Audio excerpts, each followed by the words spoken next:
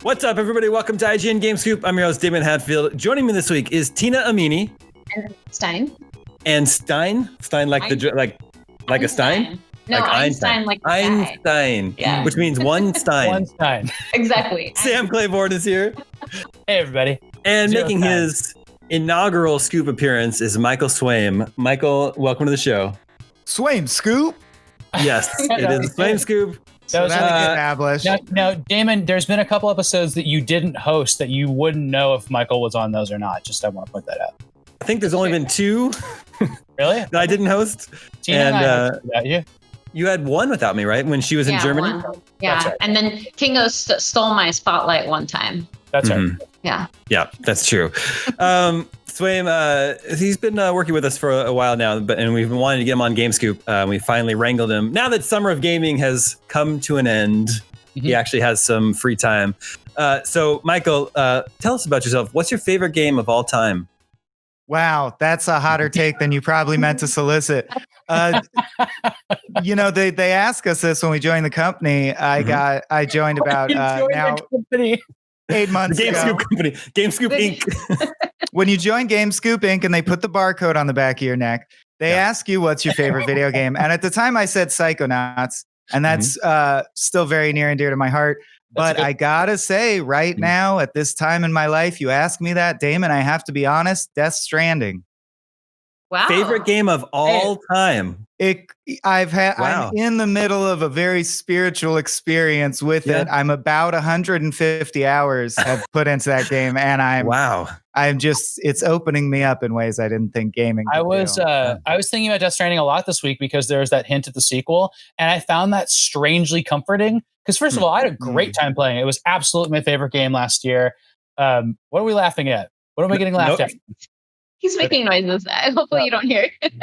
We The didn't. door is closed. Einstein is judging our tastes. Yeah, that's what it is. He's like crying out loud about this. Smart dog. Yeah.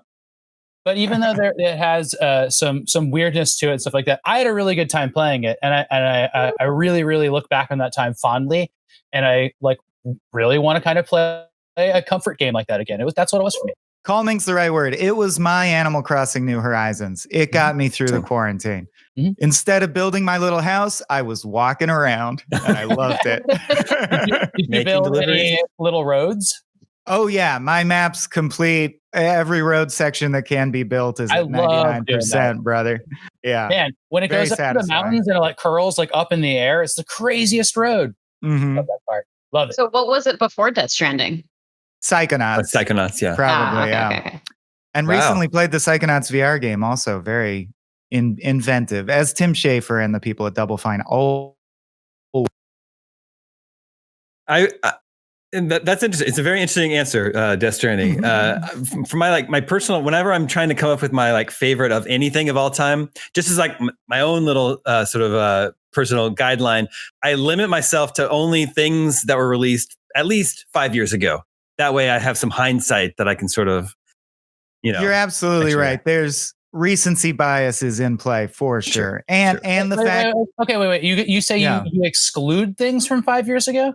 No, it has to be at least 5 years old. Oh, So you can properly reflect on your. In order for me to consider it one of the best of whatever of all time. Yeah. For example, I have a playlist that I keep updated of my favorite songs of all time. They're called God tier songs, but I won't allow any song that's less than 5 years old on that playlist. Okay. I think that makes sense. I think the Oscars actually should work that way. Wow, that's interesting. We'd have some perspective on things at that point. That's a great idea. That's true. Yeah. Tina, do you notice when we do Game of the Year stuff that our staff tends to think about things that just came out, especially for music? That's when I really noticed it. The things that are fresh on your mind. Yeah, exactly. It's also holiday season, right? So all these games are out, and it's just I've never been able to separate that out. But at the same time, towards the end of the year, we have more time to finally catch up on some games. So it gives people an opportunity to play the stuff early in the year that they hadn't. To not throw our whole Game of the Year system under the bus, Sam. That wasn't my intention, but Sam famously hates Game of the Year. Exactly. Sometimes the bus is game of the year, and I got to stop it from running over children. That's right. Any outlet that determines bests in present tense are fools. Yeah, we need to revisit the system. I mean, we could do both. We could do game of the year, and then we can do game of 5 years ago revisited. Yeah. I like that. Well, speaking of game of the year, it's July 1st. We're recording this episode on July 1st. That means we're halfway done with 2020. That could be a good thing overall. But that also means it's time to check in with game of the year. Watch. Roll it. We'll add that in post. I've been watching you host Summer of Gaming, and I really did think you were about to toss to a package. I'm just so used to it now. Waiting for it.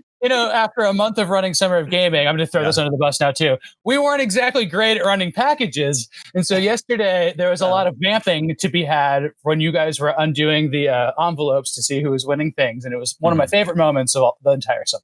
The awards are actually really fun yesterday. I had a really good time doing that. You guys really killed it. Okay, game of the year watch. Trying to check in with the best games of the year so far and try to start making our short list of what we'll be talking about when the actual game of the year time comes at the end of 2020. And I think we have to start with The Last of Us, the most recent game to receive a 10 from IGN. I know Sam has beaten it. Tina, have you beaten it? I think I'm like 10 hours away. I'm 16 hours in, so I think I'm right around. Right. Yeah. Tell us exactly what happened for the last 5 hours, and I'll tell you what you are again. Yeah, exactly. Well, no spoilers. I'm about 10 hours in. Michael, have you played it? I have beaten it. Okay. All right. So we all... and then you went back to Death Stranding? Yes. I love Death Stranding so much, I'm starting to call it Death Stranding, because that's how they name it in the game. That's how into it I am. I don't get it. You got to emphasize the death over the stranding. If you notice in the game, everyone says the Death Stranding. The Death Stranding. That's how you know a real death head. Yeah. Young death head. What But back to Last of Us, yeah. Which I feel like definitely has to be the strong contender. It's an obvious answer, but I don't know about you, Sam. It blew me away. The 10's highly justified. I hope that's not considered a spoiler, but I had a 10 experience with it. Yeah, I think I talked about this before, but I'm going to add to it. The craft of that game is unparalleled. Like, it's unbelievable seeing, from graphics to, acting to everything. But I saw a lot of stuff this week about where the devs were sharing like some of the things they were proud of. One of them was just breaking glass in the game. It's really impressive. Glass breaking is good. Very and the satisfying. And the other was this there's like 3 puzzles, maybe max, where you toss a rope somewhere or lead a rope around. And it's incredible what you can do with it. Like, I'm seeing people like wrap the rope around like a rolling chair, or like put the rope somewhere and then like walk their face into it, but then it like rolls down to the neck and like stops there, and they're like walking around. Like, ropes do not work that way in games, and this is like this huge amount of tech behind it getting it to work, and like that kind of stuff I'm super nerding out over now in that game. So the ropes are what got you. Ropes and glass. Yeah, there is intense attention to detail though in that way in every level. Did it bother anyone, or not bother, but one thing that was missing that other games have had is destructible environments. I did find it odd in a game that's so realistic that, for example, I was shooting at a water cooler over and over with my like incendiary shotgun, and it just don't waste those bullets, man. Yeah. There are moments where certain enemies, no spoilers, but Sam and Swaim, you guys definitely know what enemy I'm talking about. In a particularly scary environment that comes after you. It's basically like a boss fight, essentially. Hopefully that's not a spoiler for people. But that enemy can destroy things as it's like barreling around you, essentially. Right. So it kind of fits contextually there, I guess. And for the most part, I've been obviously playing stealth. So I guess there's not much that I'm destroying aside from like, the humans and all the clickers and the infected. I don't know if this is a spoiler, and I don't know if it's the scene you're talking about, but one boss in the game wrecks arcade machines, and it's messed up. That is messed up. Now it's personal. That's true. It's like the equivalent of I don't want. Yeah, I was gonna say another spoiler, but it's really hard to talk about this game. Yeah, for sure. I do think like I said, I'm about 10 hours in, greatly enjoying it, looking forward to playing it every night. I think the the draw to it is the storytelling, the writing, and the performances. That's like what I'm really taking away from it. The gameplay is solid and fun, but not particularly like groundbreaking. In fact, I would say the basic mechanics of shooting at zombie-like things is more fun in Resident Evil. Hell yeah, it is. Yeah. One thing I'd add to this is that Seattle and the greenery of the overgrown city is like my favorite setting. And I didn't think it would be. I don't normally like apocalyptic games or say they're beautiful. This one's beautiful. Yeah, it is. Yeah, it's definitely beautiful and well made. And then obviously the story is a big part of it. The gameplay doesn't feel groundbreaking, but maybe because The Last of Us 1 was a really good cohesive amount of like some detective mode stuff with the listening ability, and then a lot of stealth embedded in it. But yeah, like shooting all the zombies isn't fun necessarily, but it feels like you're not supposed to. It feels like you're supposed to do the puzzle-oriented thing of stealthing around them and figuring out what the best path is, and then getting surprised by like, oh shoot, this one changed their pattern. Like I find the human enemies feel like they have a little bit more of a dynamic range for what their paths are. They're a little less predictable if you let them linger around for too long. So it's kind of like that puzzle-solving element to the stealth that makes it more fun. But yeah, not particularly groundbreaking, especially because it's so similar to the first game. So yeah, Last of Us fan or what? Sorry, Death Stranding fans are called Death Heads. What are Last of Us fans called? Oh, I think it's Lasties. Lasties. All right. I want to remember these. So Tina, can you take these two down? Yep, I got these notes. Hold on, let me get to my typewriter. I don't know how to do this. Where is it? You're close. You're so close. Wait, I changed my angle. There you go. Tick, tick, tick, tick, tick. Perfect. And as a bonus, you just saved your game in Resident Evil. So. Exactly. To bring it full circle. I do feel like they made very safe bets on the way the things they added mechanically, like a jump button, which you can roll your eyes at because it's a jump button, and the crafting tree being slightly expanded. They were safe bets, but they were good. The gameplay definitely felt stepped up. Like they took one step up and button things up. You know what I think is really... You hit triangle to take a step up. You hit triangle. Exactly. You find the triangle, then you hit the triangle. You hold it. I do think Ellie's animations on the crafting table are really satisfying, and like all the sound effects of upgrading the guns. Those look amazing. Cool. That and the guitar. I mean, like both those moments are like these close-up moments where like, how long did this take to like make this kind of mundane thing happen? I'm so impressed by that. I love it. Yeah, but at the 15th time, aren't you like, I don't have time for this? Oh, of course. Of course. On the gun crafting table, yes. Even though every time I'm like, I appreciate the animation. Yeah. Yeah, for sure. And then there are a couple moments where someone will make a remark like, that was really cool. Or like, what are you doing over there?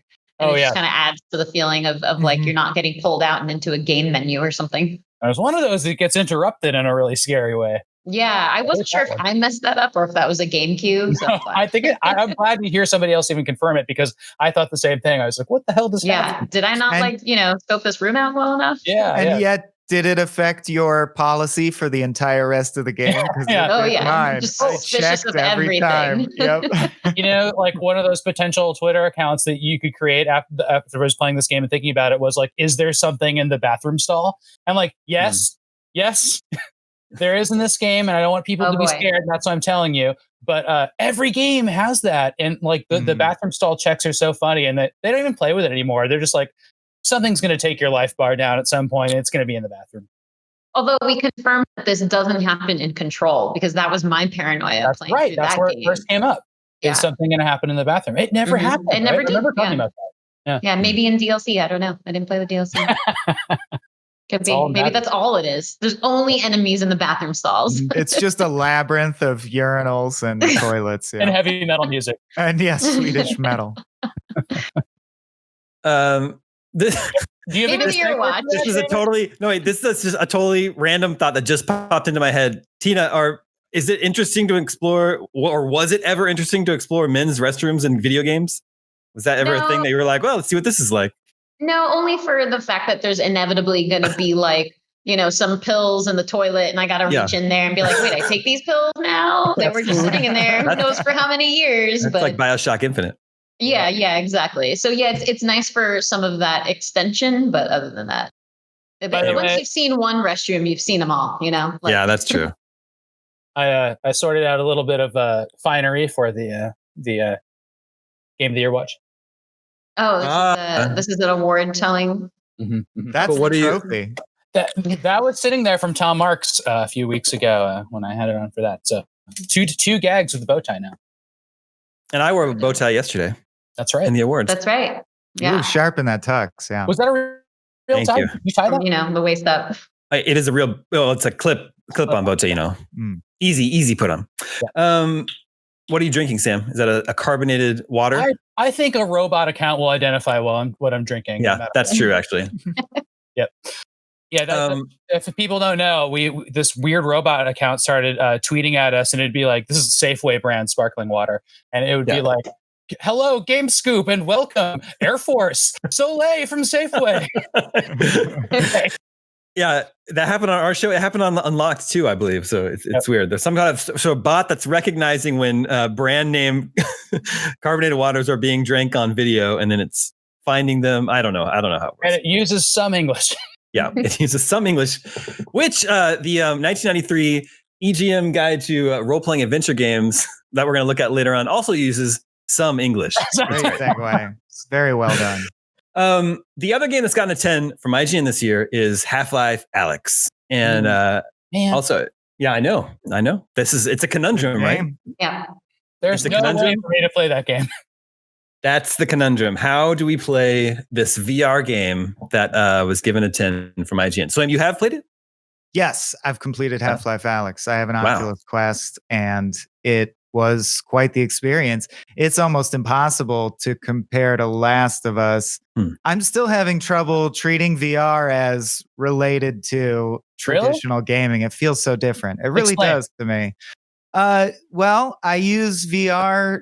My top shelf VR experiences have been things like this game Lone Echo that just happens to be set in space, and instead of advancing the story, I float around space and look and meditate on space. And I never thought in my lifetime, honestly, such a realistic, and it's not all the way there, but it's close. Feeling like that I would even be so close to feeling that I'm in space looking down at Earth. Even the Google Maps app on VR is pretty rocking when you're flying around from area to area. So anything that's a sim, I can't wait for the Star Wars Squadrons, because I've been waiting for a flight sim, and I've been asking people on social media like EVE Online or No Man's Sky, and they're all like, none of them. So I'm waiting for a perfect flight sim. And I'll just put it this way about Alyx. In Alyx, some of the most satisfying things were literally just picking up objects and looking at them, like the bottle with the liquid that sloshed inside. Yeah. That would never cut it in a traditional game. So I don't know how to compare Game of the Year. That doesn't cut it in reality either, unless you're about 2.5. But boy, boy, it works then. Oh, man. Well, you're not really doing a lot of sloshing right now, to be fair. It feels regressive. I could shake a bunch of keys in my own face in Half-Life Alyx and really enjoy it. Yeah. Okay. So Last of Us Part 2, Half-Life Alyx, clear front runners for Game of the Year. This year, a couple of the big names. What about Animal Crossing? Yeah, I think our staff's going to be evenly split right now between Last of Us and Animal Crossing. That's what I would say. If I had to, we can poll the staff and find out. But I think if that's what it was, I think that's where the votes would be divided. Does that sound right to you, Tina? Although I feel like there's so much more substance to The Last of Us that is going to capture more people's attention. But at the same time, Animal Crossing, that's a game people are going to continue to play the rest of the year, if not into next year. So who knows? Could go either way. Could be a split. Yeah. I would hope people would look back on Animal Crossing as something that was a bright spot in at the start of the pandemic, a really dark moment that did require distraction, and because we were all stuck at home. Whereas there's been lots of other moments this year, which no, you should focus on world events. But that one was one where it's it was really welcome. Mm-hmm. But it's also so difficult to judge things. This comes back to the should we judge things from 5 years ago instead topic, because if we're judging it within the current frame of context, I guess it makes sense for Game of the Year because we're thinking about it as 2020. But at least when you think about reviews and review scores, you don't want to judge it by virtue of what was necessarily going on at the time. Because that's true. What if you look at that review 2 years from now and somebody just wants to know, is The Last of Us worth playing? And maybe the whole review is just about the quarantine and how similar, feeling it was to that. Then it's kind of irrelevant to somebody 2 years from now, hopefully. hopefully irrelevant to somebody 2 years from now. So I wrote that review and I considered that exact topic, and I might have even talked with you about it. But I remember reading when my review was out, I was reading a bunch of people's reviews that were mentioning that, and it actually really annoyed me at the time. But I just know that that's like a take that was out there, and it was like ever present. In the review that I wrote, I was very, very much trying to establish that like this is a game that deserves to be recognized outside of world events. Mm-hmm. First Last of Us. What's that? What review? Animal Crossing. Oh, okay. I see what you're saying. I thought you meant The Last of Us. I was like, in that light or bouncing off that, have you guys seen this kind of response for previous Animal Crossings, or is New Horizons special? Because I haven't played it, but I've seen the response around the office.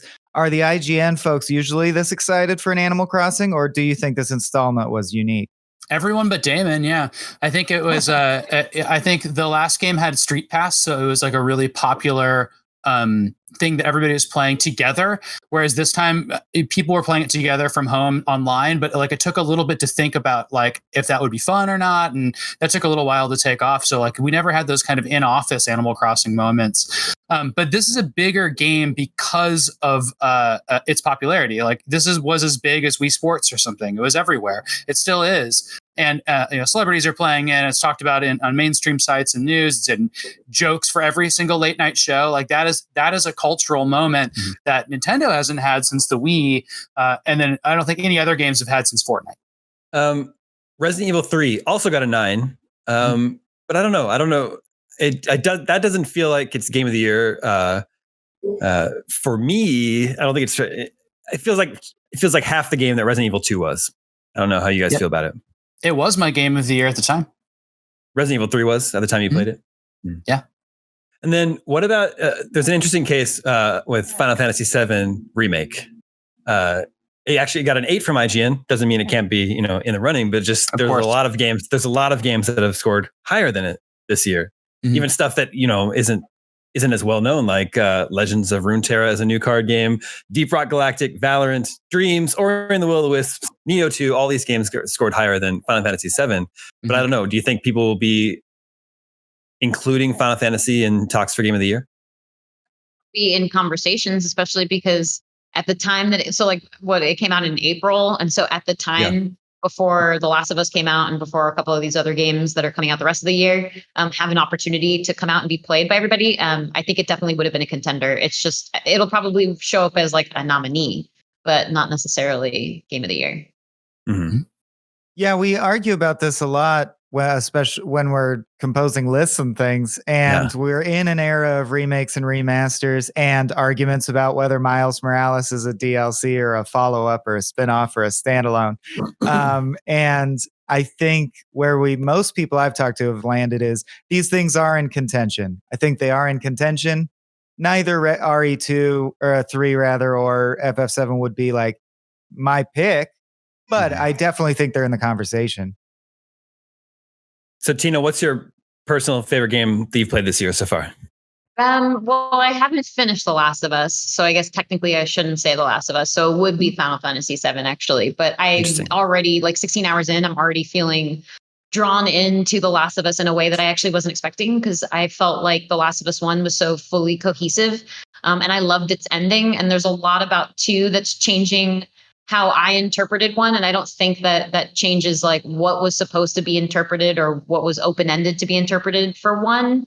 It's just changing it. It's just like, it's changing characters to be people I wasn't expecting them to be. And I don't necessarily know that tracks with it, but regardless of that tangent, I feel like it's definitely going to be a major contender until Cyberpunk comes out. And then who knows? That is, Cyberpunk is definitely the one to watch. Sam, how about you? Favorite game of the year so far? Animal Crossing. Interesting. I like that we're getting different answers. Michael, how about you? Last of Us Part 2? I'll take the obvious Last of Us, yeah. Yeah, that seems about right. As for me, let's go through. It's time for the moment everyone has been waiting for since the year started, since January 1st, 2020. It's time for the Damie Halfies. This is where we check in. We're halfway to the Damies, which is, of course, the most prestigious award ceremony in entertainment every year. But we're halfway there, so it's time to check in. But first, I do have an announcement. Due to the ongoing COVID-19 pandemic, the Damie Halfies will not be held in a big concert hall with a lot of people there like they usually are. Instead, this year, it's going to be held in an online streaming event happening right now. So let's get to it. The best games that I've played this year so far, I haven't finished Last of Us Part 2. I have a feeling when I finish it, like Tina, I'll include it there. But so as of right now, I'm going to keep it off my list. The best games I've played this year so far are Streets of Rage 4, Maneater, the game where you eat people as a shark. Yep. Shantae and the Seven Sirens, which is a really fun Metroidvania game with just a great art style.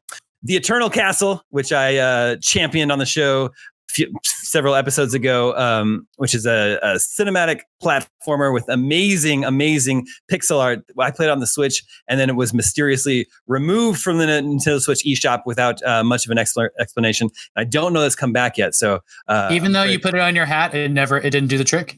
Nintendo did not respond to me, even though I put it on my hat. And finally, the fifth of the best games I've played this year so far is Hunt Down, which is the old school arcade style platformer shooter with a very, very 80s pixel art attitude to it that speaks to me. Well, that did not let down. Those are very Damie games that you clearly have been holding secret from us, so we can't have fun play games with you. What are you talking about? I talk about all these games every episode. My question is Dreams going to come up as one of the contenders among? Yeah, that's tough. It also got a 9 from IGN for what it's worth. Mm-hmm. That's true. Yeah, I'm gonna say no. I'll just say I can make that call if you guys want me to. I just think it's an issue with. Well, yeah, we'll see what that ends up being. That could very well, that's going to be out very soon, just a couple weeks. So we'll see how that. With that, and then Final Fantasy and Last of Us already. That's just like what a year for Sony. Like at the half point. That's crazy. And then they're going to launch a new console. And apparently they have games for the PS5 this year. We'll see. At least Spider-Man Miles Morales. Mm-hmm. I was just saying the best TV show I've watched this year was season 5 of Better Call Saul. Mm-hmm. I don't know if anyone else caught that. What's that? I was gonna.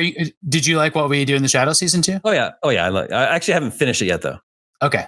I think if you finish season 2, you might have a contender there. Yeah, I'll put that in there. I also liked season 2 of Sex Education. I don't know if you watched that one. And then I can't cover the movies category for obvious reasons. Yeah. I have not seen any movies this year, any new movies at least. Yeah. You didn't stream Trolls World Tour? That's not what I heard. I didn't. I was not one of them.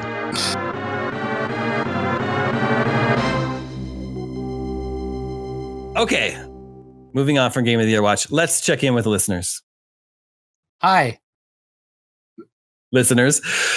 Remember, you can always reach us at the email address, gamescoop@ign.com, just like Evan Stryker from Minnesota, USA did. He says, is it Stryker with a Y, like a comic book character?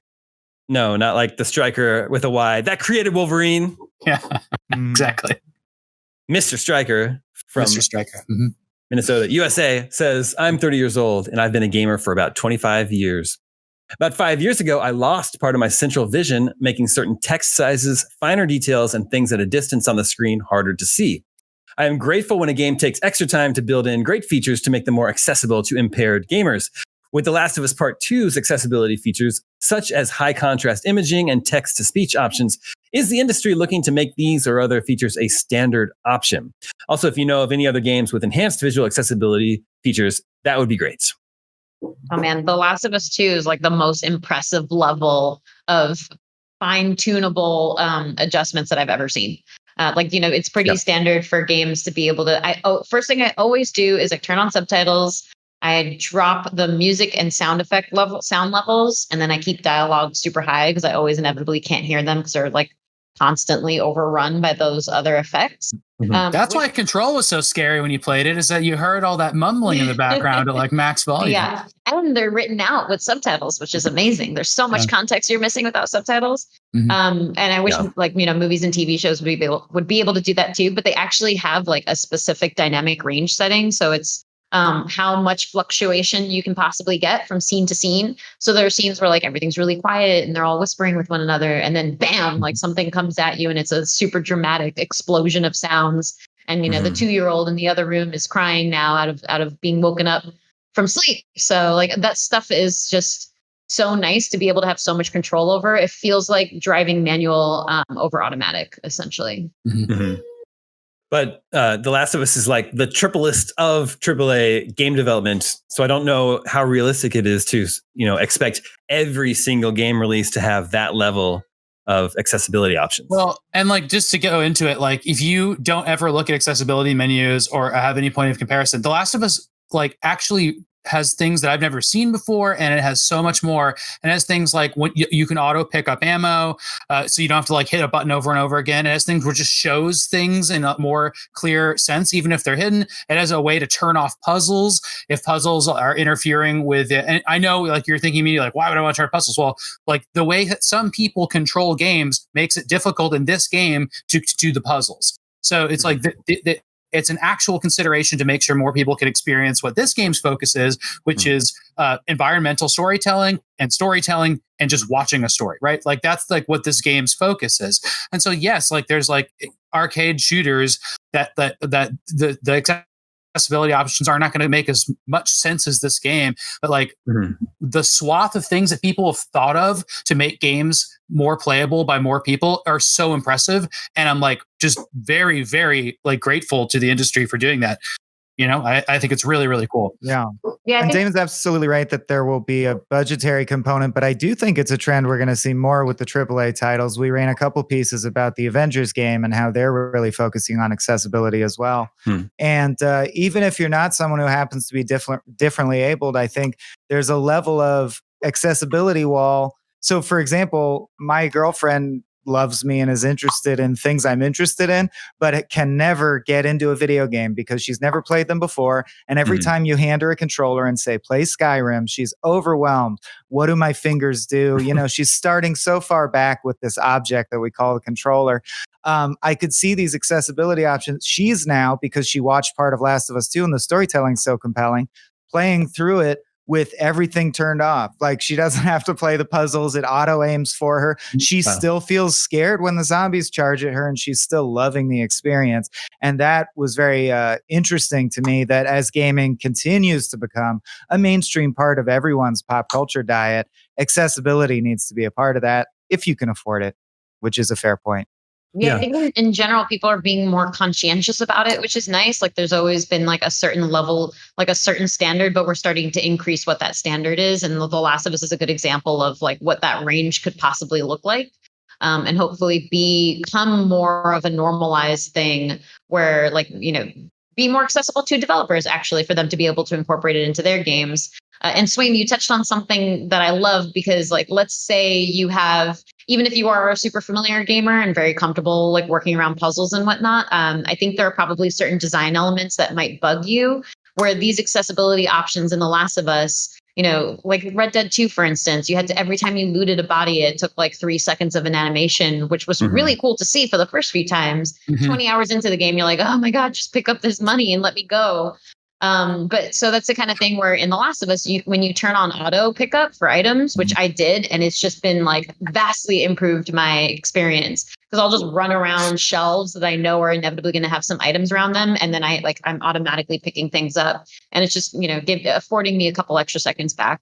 Yeah. And you don't feel like you're cheating the system or anything. It's like, all I would have done is see that and pick it up. What's the big deal? I would always more options, infinite options. Exactly. Yeah. All and this game is not, again, it's not an arcade game. It's not preventing you from progressing intentionally. It wants you to progress. It wants you to experience more and keep going, because it's a story focused, cinematic experience. Whereas like there are going to be games that are more about, challenging you. And those are a completely different classification of game.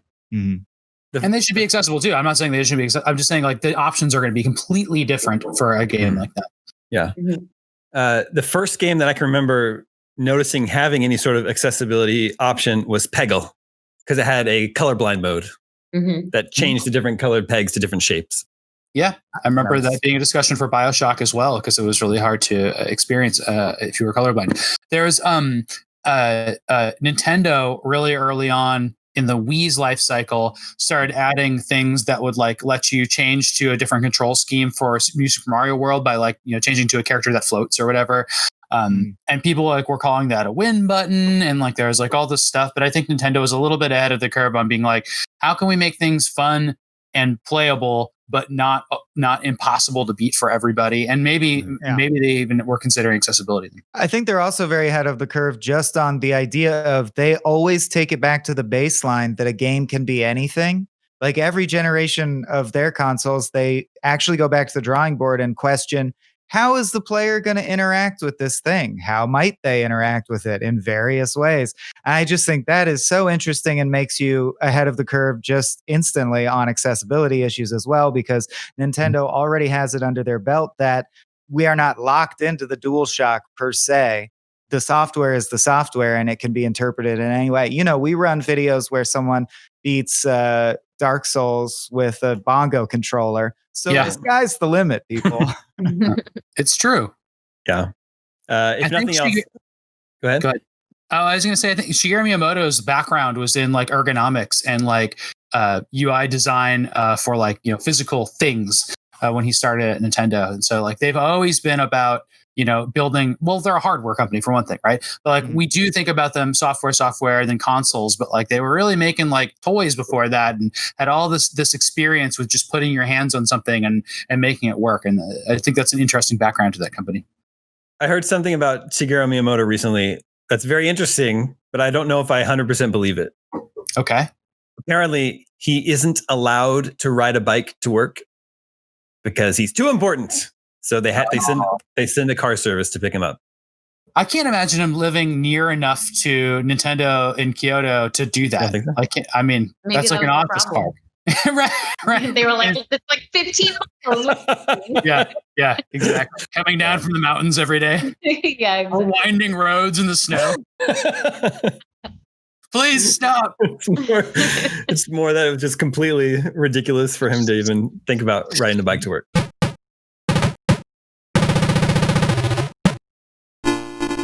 Okay, this is Bjorn from Norway. Says, first time writing, long time listener and viewer, love the show. I think it might be the best gaming podcast out there. Bjorn, I think you might be right. My question might be a bit complicated, but I think it might call for a good discussion. I recently finished Divinity Original Sin 1 and 2. And by the way, finishing both of those games is like a whole year of your life, probably. Yeah. Is that 2020?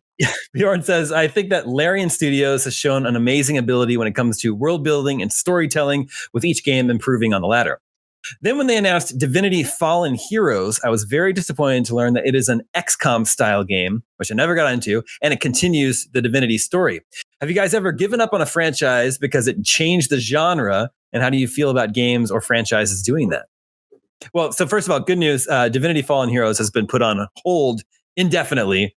So your Divinity experience is not being diluted, Bjorn from Norway. Good news for Bjorn, perhaps not for the development team. Well, the development team is making Baldur's Gate 3, so I think that's the reason why. I think that's the reason why. Yeah, they've got other things going on. But yeah, it's a tough one. I mean, like, you know, Resident Evil is probably the one that is like a more obvious one. Not that it's like a complete overhaul or anything, but it definitely like made some shifts in decisions. And I think a lot of those come from like publishers communicating with developers and saying like, here's the trend that we're seeing at this time period. Gamers really like more action. Like, these are the things that are selling more. Can we incorporate this into your game to make sure that it's like cutting edge, that it's part of the culture as it's emerging? And sometimes that goes well and sometimes that doesn't. And then there's constant spin-offs too. Like Halo has gone through a couple different directions and now a different developer. That's probably my longest running series is Halo. And I sort of stopped playing because it felt like a chapter had closed. And then before, moving on to 343. So it just sort of like was a sentimental thing where it had where you sort of accept internally, like, this is a change in the series. But it's not to say that like some spinoffs haven't worked well. Like, what's the one I'm thinking of? The Rabbids and Mario crossover. Yeah, Kingdom Battle. Yeah, I was just Great. thinking about that as a good example. Yeah, exactly. So that's like a good example where things are coming together in a mishmash that actually works. Halo also had Halo Wars, which is exactly sort of the Divinity sort of situation. Mhm. Yeah, exactly. There's nothing quite like how Resident Evil like really split people. They're like, oh, it's going to be an action series now. But then with Resident Evil 4, everybody mostly came on board with that game. And then like it was like 5 people were iffy, and then 6 was just a terrible action game. And so like 7 didn't even go back to survival war. It went to like a first person thing. Like it's what a crazy series to never come back around. But if you liked Resident Evil 4, you can stick with 2 and 3 now, which is cool. The remakes. I was trying to think really hard about like what games really transformed and left me in the dust with story specifically. And that's where like I left off. Like so many games were like an arcade game or a NES game or something, and they had life later as something completely different. Like who cares? But like I didn't care like when Spy Hunter got like some other iteration or something, because I don't care about Spy Hunter's backstory. It's just like whatever it is, a guy has a cool car and it turns into a boat. But yeah, like there's like to be left behind like that must feel really bad, but also the communities around these games exert a lot of pressure on the games now. So I don't know if it's going to happen that often. Yeah. I was going to ask if you thought Metroid Prime was an example. So Metroid. Okay, okay. So if I think about Metroid, I don't think about Metroid Prime. I think about Other M and it going away from first person games. There you go. Back to like some just experimenting. But what I was going to bring up Metroid in a bit anyway, but I'll just go ahead now because Metroid did a thing that a lot of games do, which they just go to multiplayer. And for a game like for that one, there was that weird Metroid only multiplayer Federation Force. Yep. And then there was Zelda at the time did Four Swords, like they're the third, fourth Four Swords game. And like in those games, I felt compelled to play, and I played them because I'm such a big fan of those series. And they're pretty shitty. Like it wasn't fun to play them. And like no matter what though, I have to see everything Metroid. Like I am, that's my favorite series. I really, really am interested in everything about it. And so I played all of Federation Force by myself, and it was so bad. Wow. Same with Zelda that came out that same time. Remember that E3 where they're like, hey, do you guys like Metroid and Zelda? How would you like some multiplayer versions of these games? Like, no. Why? Yeah. But I guess those games aren't like advancing the story, No, but for me, it's like almost like experiencing the world of Metroid Prime. I want to know everything about it. Like I'm that obsessive of a fan. It's like Star Wars for me. Like, when Star Wars is bad, I'm still interested in seeing it. Like I'm always going to like, I even watched like a lot of the Clone Wars cartoon stuff, like which I don't like. And just to know the story.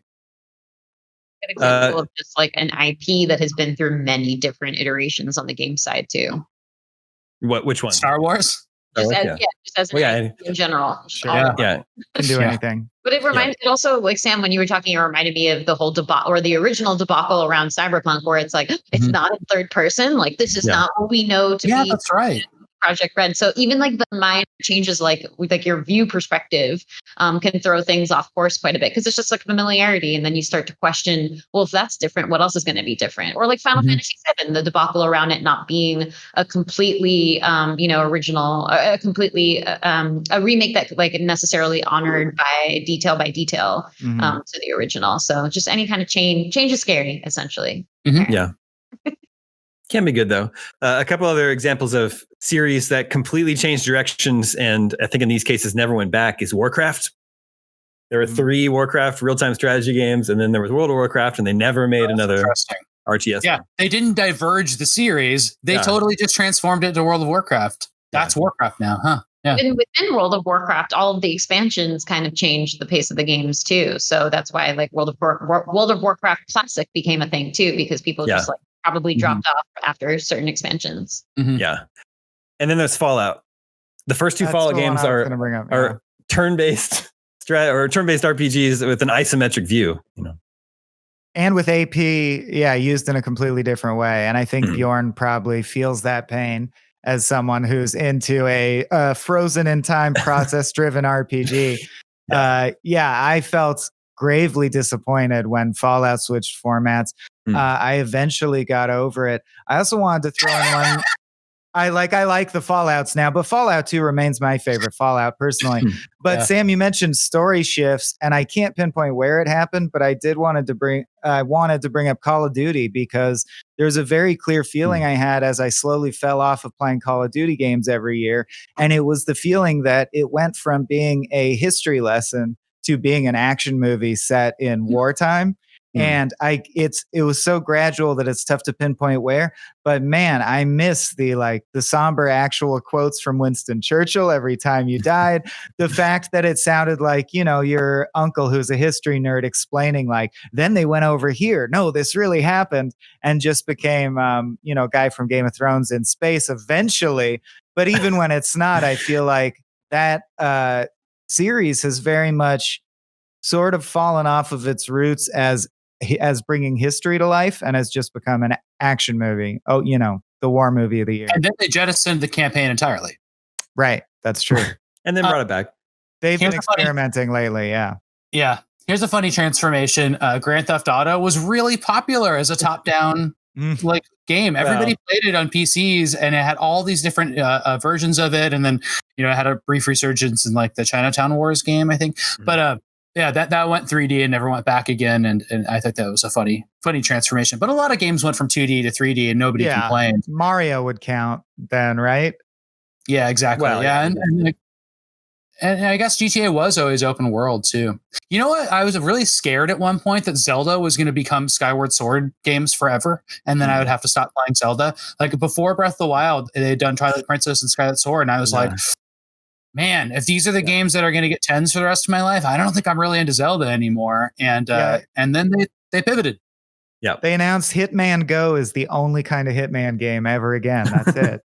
Hitman Go was pretty good. I was going to say, do mobile spin-offs count? What about Fallout Shelter? Yeah, that was a good game. I enjoyed Fallout Shelter. Yeah, really fun.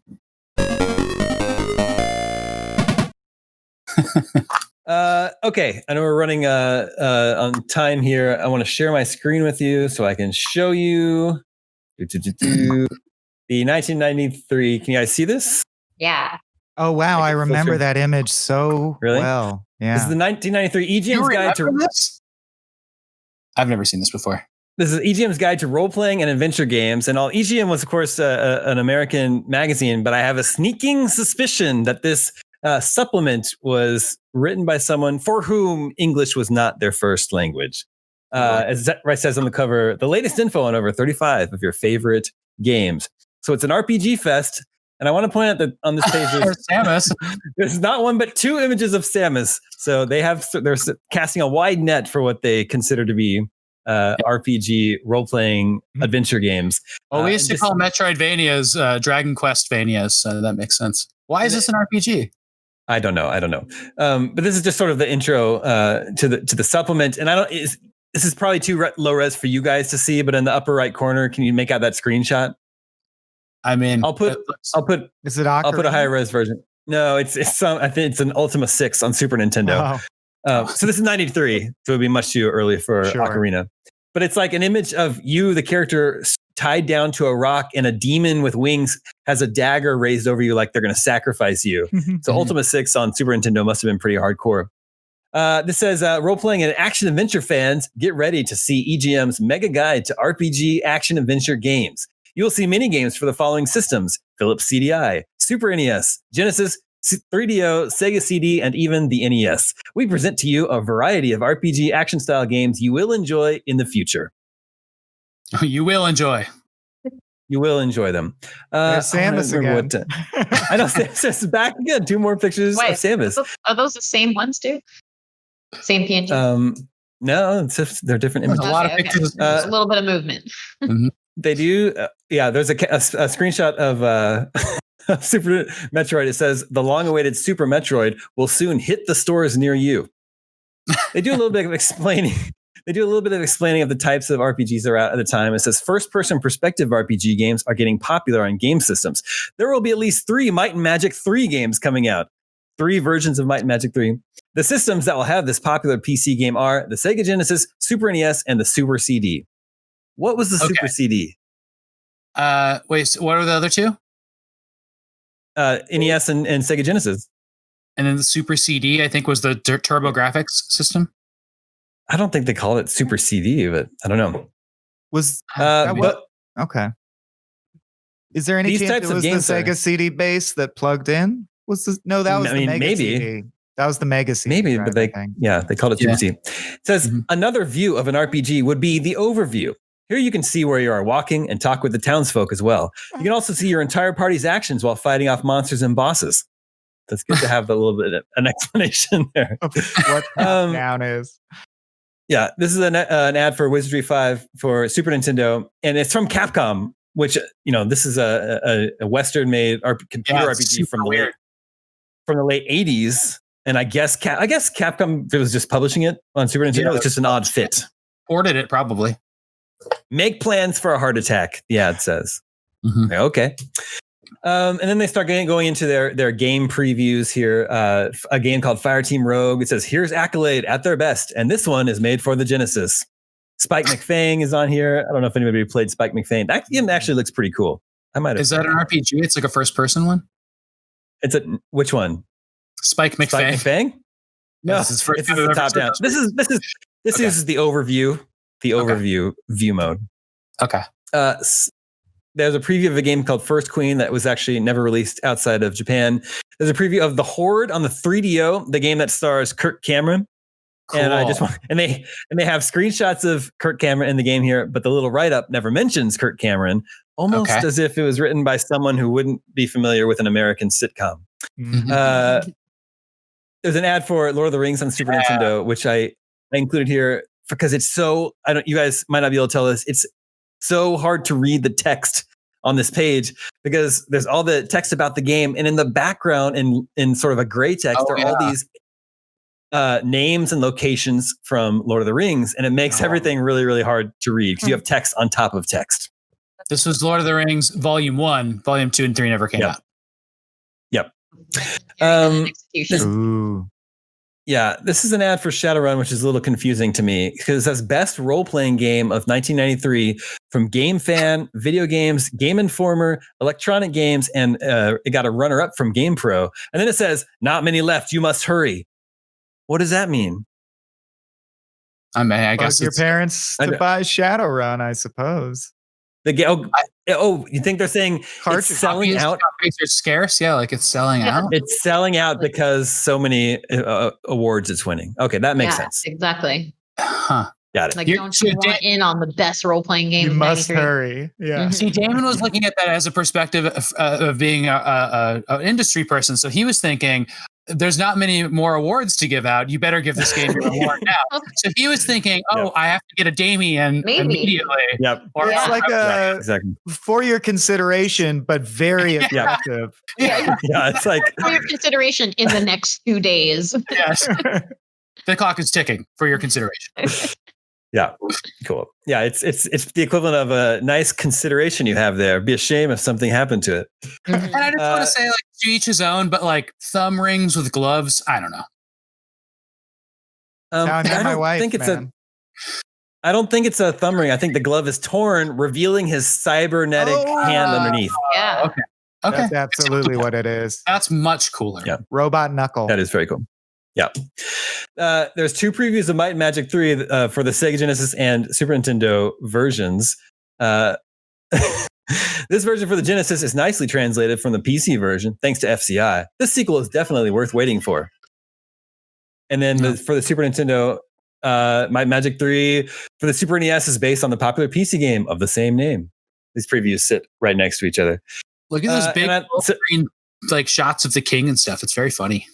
Yeah, those are from a game called Runes of Virtue. Which abbreviates to RV. RV, yeah. That's apparently an Ultima game, of which there is an ad for right on the next page. And it's an ad for Ultima Runes of Virtue 2 on Super Nintendo and Game Boy. But the big art is in black and white, and then they save the color print for the box arts, which are much smaller. So it ends up looking a little... like they would want to show the big art in color. I love the pun. 2 ways to ruin your day. That's right. 2 ways to ruin your day. Why are all the How come all the old-fashioned ad copy is so dark and negative? You're gonna have a heart attack. Yeah. Hurry up. Yeah. We're gonna ruin your day. Two ways to ruin your day. Very cynical. That's what 90s kids. They were hardcore. You had to be extreme. Yeah, 90s kids were used to being hardcore and extreme. Mhm. Let's see what I wanted to. Dragon View. I feel like these are like games I dreamt up as like RPGs I forgot to collect. Yeah, There's that's a the name of the dragon. game. Look at it. Dragon View. It says sequel to Draken. Dragon View has aspects similar to the first-person perspective. Okay. One difference that was noticeable is the way you fight battles with the monsters. The storyline is very close. This RPG game is one of the best on the market. And here, finally, there's a preview for Super Metroid, and I love it. It says, for all you Metroid fans, it's finally coming to the Super NES, thanks to Nintendo. It's been way too long since the last Metroid, and this game is loaded with awesome features. Basically the same theme and gameplay as the first one, this upgraded Super NES version was worth the wait.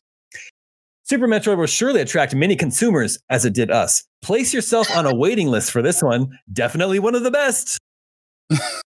That's the being thrown out. Vegas article ever written. Yeah. I think whoever wrote this might have an exposed robot knuckle somewhere because this I think so too. Like it was written by an AI. Video games can be played for recreation and de-stressing. I hope consumers enjoy video games as much as we do as human consumers. Also humans. Hello, fellow kids. The Addams Family Values is on here. I guess it's an action role-playing game. The Addams Family is back thanks to Ocean. This game is for the Super NES. It's very well laid out. All of the family members are here to help Fester in his quest. Travel to many places with different climates where you must search caverns and mazes. Graphics are incredible, and the family characters' animations are funny. The sounds are neat and set the tone for the game. If you've played the other Addams Family game, this is a good add-on. It will fit all four corners of your television screen. We were mentioning Capcom putting out Wizardry 5 at the top of the issue. And in their preview, they says, I never knew Capcom could do a game like this. A very good role-playing game that will keep you busy for many weekends. I also like that they're writing in the first person. Yeah. They have Star Tropics 2 in here. So that's an NES game in 1993 that they're previewing. Yeah, and it didn't sell any copies. Go figure. Zoda's Revenge. Yeah. But hurry up because you might not get your chance to get it. Because for the best RPG of 93. They have a write-up on Zelda's Adventure for the Philips CDI. Cool. I really want that game. It says the Nintendo Classic has come back, now on the CDI. You will travel on the land of Tolamak in search of the missing Link. Also, evil has entered the lands. You must find Link plus defeat Ganon and his minions. Awesome! Up to the point where evil entered the lands, I was on board. Sounds like a lot of work now. Also, everything's doomed. They really just buried the lead. Also, there's evil. Don't worry too much about it. Awesome. I want the listener to know Damon skipped right over the seventh guest, which was a full motion video spooky game that was pretty good when you were 9 years old. Yeah, you can only play it on Mac now, right? It says the seventh guest from Philips, the game that took multimedia to new heights, will take you on an incredible journey into the mystical world of the unknown. That means basically grainy footage of bottom tier actors. Yeah. I watched my friend play Then they have a feature where they're going to apply scores to the games that they've featured, and they call this feature Go Figure. Mm-hmm. And then there's no way you guys can see this. On the far left are the names of the games. Easily the smallest and hardest text to read on the entire page. Mm-hmm. The next column is whether it has a battery or password save feature. Cool. And that text is much, much larger than the actual names of the games. A couple of them did not have either one, Addams Family Values and SOS. And then they applied scores to the sound of music, control, theme, and then they also list how many megs the game was, which is in the middle of the actual ratings that they're giving to the game features. So this whole Go Figure feature is not very well laid out, I don't think. Well, CD means CD-ROM, which has infinite megs, if you didn't know. Infinite megs. Infinite, yeah. The highest meg on a cartridge here is Super Nintendo or Super Metroid with 24 megs. Wow. All those megs. An ad for Eye of the Beholder for Super Nintendo, which was published by Capcom. I guess Capcom at this time just had the license to Dungeons and Dragons games because they also made the arcade brawlers, the hack and slash games, right? I remember this ad and this box art because I thought the Beholder was the coolest thing I'd ever seen, and I'd seen Big Trouble in Little Chinatown like when I was way too young, and so I remembered the Beholder-like creature in that, and I was pretty obsessed. Yes, yeah, that is a floating head with one eye and then a bunch of tentacles coming out of it that also have eyes. It's pretty cool. Yeah. Oh, that's the last page. Top that. I will stop sharing my screen. That was the 1993 EGM guide to RPG role playing. I remembered that. That was really cool.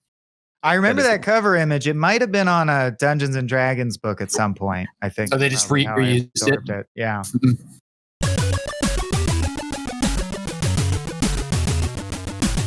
Oh my gosh. Oh my guys, I'm so embarrassed. We've just come to Video Game 20 Questions, and I've just realized I did not pick a game. No, come on. Come on. We win, right? Well, so how is that even possible? Does that mean we get to do one for you? I'm diving into the emails right now, frantically looking for a game I can use for Video Game 20 Questions. How embarrassing.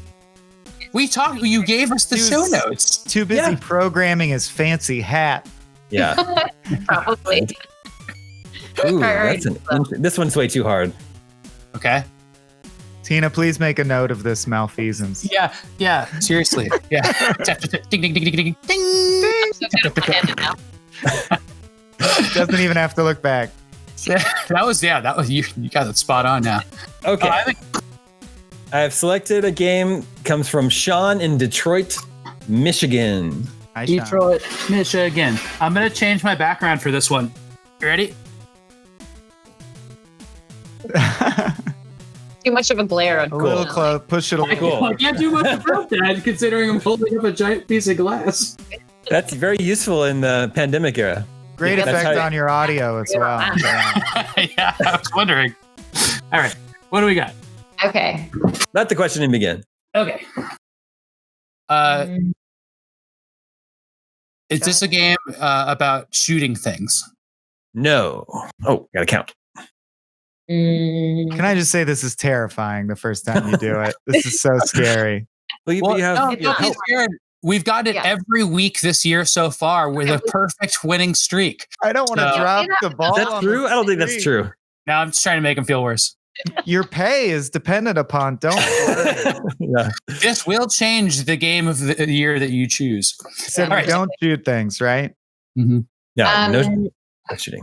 So are there stealthy things? Stealthy? Yes. Yes. Ooh. What? Yes. That was a good out of the blue. Was this game released post 2000? Yes.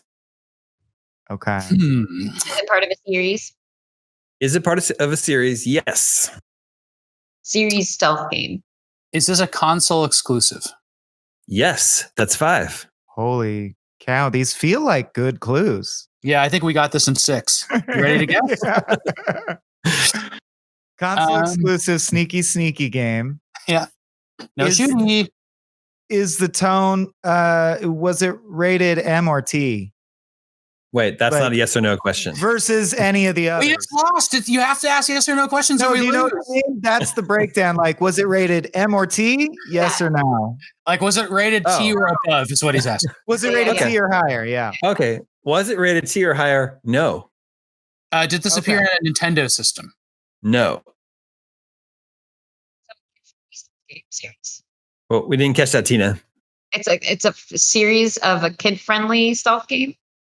Or at least not overly adult. Yeah. Yeah. Teens would roll their eyes at it. Exactly. You don't shoot in it. Do you play as a human? No. Oh, stealthy animal game? Stealthy robot game? Stealthy alien game? One of those. One of those. Yes. Is this game there cute? Go ahead. Is the game cute? Yeah. Yes. Is there a crafting mechanic in this game? I'm looking at the Wikipedia entry. I don't think there's crafting in this game. Can I withdraw the question if we don't know? Yeah, withdraw. I'll withdraw, Your Honor. Your daminess. Sustained. Sir Hatfield. Cute game. Cute Wait, it is a console sneaking. exclusive. Yeah. So it's an But did we confirm? I mean, it's probably not worth burning a question, but we know that sneaking is in the game. That doesn't mean sneaking is the focus. Right. So it's Yeah. Yeah. Like Ocarina of Time has a great stealth scene in it. But it's not true, but at the same time, it was such an emphatic yes that I feel like it's so Well, much. And Link definitely shoots stuff. if I Well, this is not Ocarina of Time. That was before 2000. Right. That's Sure. not a Nintendo system. I think Tina's question was, is this a stealthy game? Wasn't that? Mhm. Yeah. And I said Yeah. yes. That's So that- true. yeah, That's so more that's all expansive. encompassing. Okay. All right. So, Wait, go ahead. do we ask a Nintendo question or am I Yeah, making that up? it's not a Nintendo It's not game. Nintendo, and it is a console exclusive. Is this a Sony game? Yes. That's 10. All right. You have to look. That means it's not that obvious a series either. You You think don't. you saw his eyes move over? You don't play as a human, constantly also, trying to throw right? a game in, though. No, I know you're. Yeah. That's the perfect assistance for this game. Someone's got to spot Damon. Someone's got to distract Damon, and someone's got to ask more questions than he can answer, so we get in a few extras. That's my role. Hack into his email. That works. Yeah, that's right. You can also just look up his emails. Mm, So Sony game. I can't think of a lot of cute Sony games. healthy Sony game. Well, Is it still a series that's around? Well, I guess you'll have to qualify that for me. once something exists, doesn't it always have existed in some way? It's just been blinked. Like, what's the cutoff? Like, out, like, Of course. did this Like game if be Thanos? I guess is it on current gen? Yeah. Is it an a series iteration that of this exists game. on current gen? Yeah. no. Cool. Oh, okay. All right. So it hasn't been around for a while. Could this be like a Loco Roco Patapon type thing? I vaguely know that string of nonsense syllables you just rattled off, so I might not. I know be those getting games. it. I play them. They're not really stealthy. Okay, I was thinking Moss, but it seems like no, that's not that will be a series, but it isn't yet. Yeah, It's and not Moss. it was a VR game or an Xbox game. It's VR. And he said it's Sony, right? Yeah. Yeah. Is this an indie game? No. So big game on Sony system. Is this a portable game? Handheld? It has been. So yes, I think that's a yes. Okay. No, it's probably not in this game, but in the series it has. Do you play as a talking animal of any kind? Yes. All right, but it's not Moss. Okay. It's surprising how little that narrows it down with video games. Is it a Little Big Planet? Does that count? No, is that No, that's only Sockboy's not an Sony. animal. Talking Also animal. not an is a- animal. yeah. I'm not talking yet. Yeah. Oh, I think it might be Sly Cooper. Sly. Yeah. That's a Was big anyone series. spotting Damon for I? And is the newest ones? Yeah. What did you think? What's your take, Tina? What? To ask something. No, we're Damon asking about Damon's expression. Oh, I see. There was no register, or I looked late. Okay. What are we Yeah. on? 14? So that'd be like Sly 3, the Thievis Raccoonus, or something like that. Well, is it worth asking if it's in the series? We're do on you- 13 questions. Well, Yeah, we can 14. do that. We can say, is Sly a fox? Yeah. But Wait, gray. he might be a raccoon. Oh yeah, Thievis Raccoonus. Yes, I just said Yeah. that. Just said it. But Sly as a fox is a thing, so that's why I thought. Do you yeah. play as a raccoon in this game? Yes. That's Or as I 15. pronounce it, raccoon? Death Stranding. All right. Is this yeah, it could be. Is this it could be Super Mario Brothers 3. That's true. Could be a Tanuki suit. You shoot people, technically. I think we got how do we this. figure out which game it is? Well, we have 3 questions left. We could ask each one. I don't remember the names, the subtitles. Do you remember? I don't either, but we can just say it's just Sly 1, 2, and 3. Was this game on the PlayStation 3? It appeared on the PlayStation 3. Meaning like a port or something. Well, yeah, because like Sly 3 was the PlayStation 3 game, but it sounds like this is just the Sly Cooper game. I don't know how to get this. I don't know enough about the series. I just know 3 was on PS3. That's what I know. So, is this the first of a series? That's what I was going to go for. Is it the first of a series? Yes. Oh, okay. Oh, there you go. Is this Sony's Sly Cooper? Yes, it is. And the Thieves Raccoonus is the full title there. Whoa. Champagne cork. We could have used the question, have we mentioned this game? Yeah, well, that's true. My father teaches Latin, so it just kind of sticks sometimes. Fun game. I always appreciate a game where you don't shoot everything. It's nice to see people innovate in those directions. How did you get the stealth thing? Was that the second question?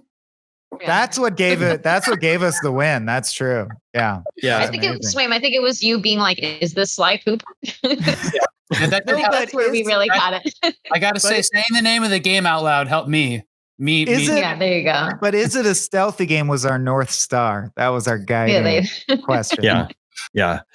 You might take some heat for not getting it sooner. I think as soon as a lot of listeners heard that it's a Sony exclusive stealth, cute we're going to take heat. That's what you're saying. Is that we're going to take heat for this 20 questions? You might. We're coming unprepared.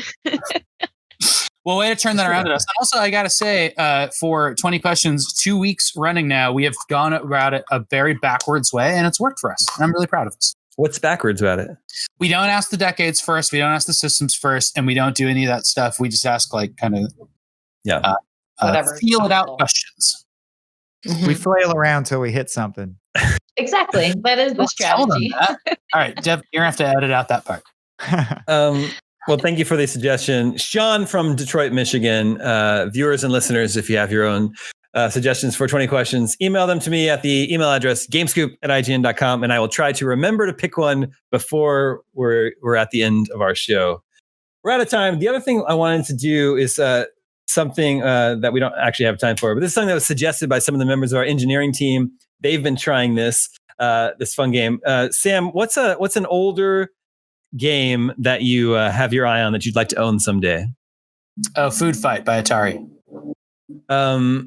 Something for a console. Little Samson for NES. Do you have any idea how much that would cost?